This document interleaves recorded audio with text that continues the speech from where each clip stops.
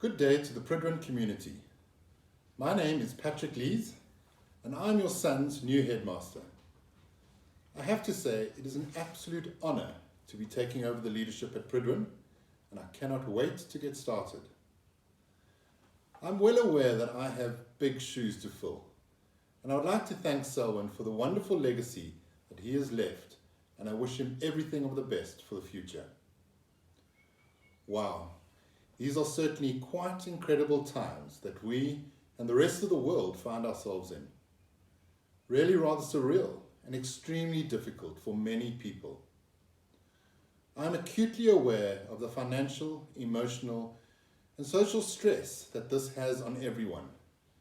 And I would like you to know that we here at Pridwin are working hard to adjust and make sure beneficial changes are made with the best interests of the boys, staff, parents, and the whole community in mind. Pridwin is a special school, and in times like this, community is even more important. Our hashtag, Stronger Together, is certainly appropriate right now. Over the last 3 weeks, the Pridwin Board, Finance Committee, and Management Team have been meeting regularly. We have been looking scrupulously at various scenarios, variable cost-saving areas, as well as fee options. Like most independent schools, the bulk of the school's costs are fixed. We've also been engaging with the Independent Schools Association of Southern Africa, ISASA, who have been guiding and advising regularly with advice and direction about fees and services, so that all independent schools in the country take similar steps and are aligned in this crisis situation. In our discussions and planning, the following has been addressed. The staff have had extensive Google training during the holidays. We have had an intensive look at last term's online learning, resulting in significant upgrades, which will hopefully ensure an even better product of learning for boys and parents next term, and to ensure we keep up with the highest standards possible under these circumstances. There has been a comprehensive health and safety planning where protocols and policies have been put in place in preparation for the likelihood of a phased intake of boys back to school.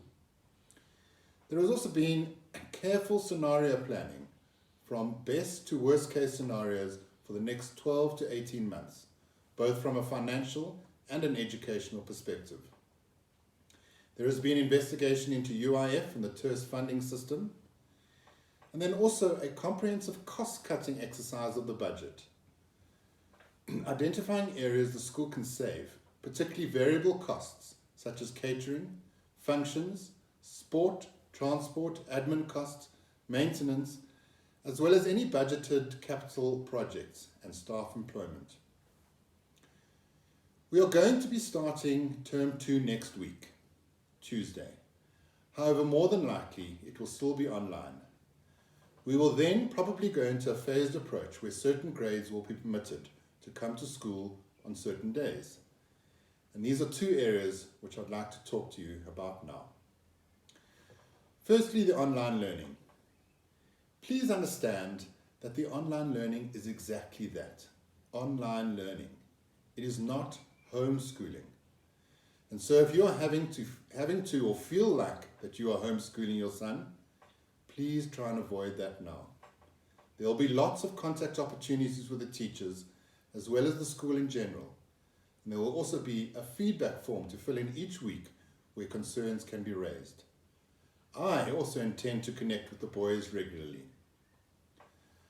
Over the holidays, the staff have worked incredibly hard to make sure that the product of learning delivered next term will be of an even higher standard.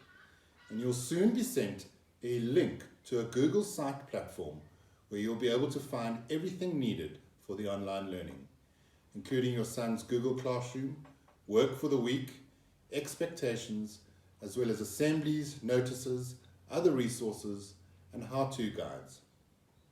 We are confident that by just having one platform for everything, especially if you have more than one son, will make it so much easier for boys and parents to navigate, and therefore enhance the learning process.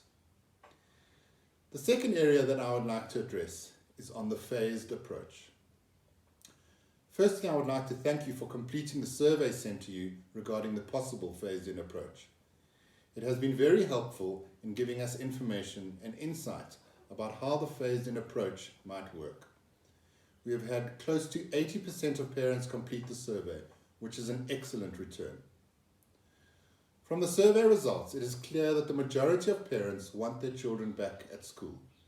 But there are understandably some parents who have concerns, and we absolutely recognize that some parents won't send their children back to school, and that is fine.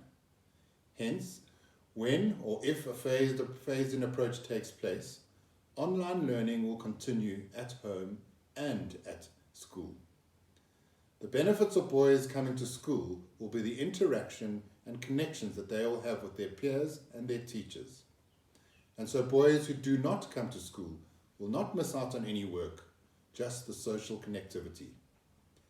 We will, however, provide you with clear and sufficient notice as to when your sons may return to school. Having said this, our operations team has been working extremely hard in preparation for taking boys and teachers back on campus, and there will be strict regulations and protocols in place. The reopening of the campus will be guided by the Department of Education, ISASA recommendations, and expert medical counsel in the best interests of our community and with best practice and protocols in place.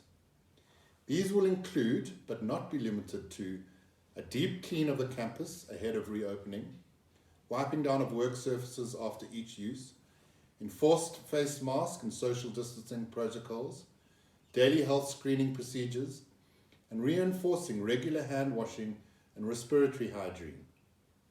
There will also be access to hand sanitizers across campus, as well as biohazard bins for disposal of tissues and paper towels.